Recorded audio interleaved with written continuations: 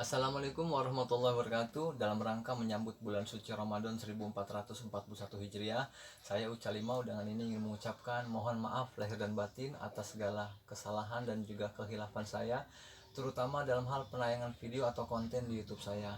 Mohon dibukakan pintu maaf yang seluas-luasnya.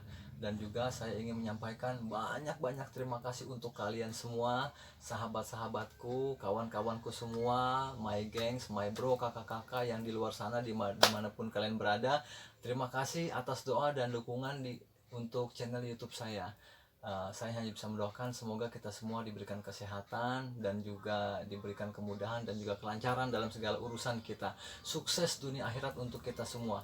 Sekali lagi saya ucapkan selamat menunaikan ibadah puasa 1441 Hijriah. Mohon maaf lahir dan batin. Wassalamualaikum warahmatullahi wabarakatuh.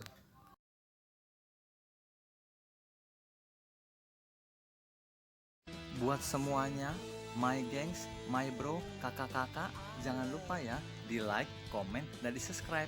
Karena like dan subscribe kalian kebahagiaan buat saya. Ahai deh.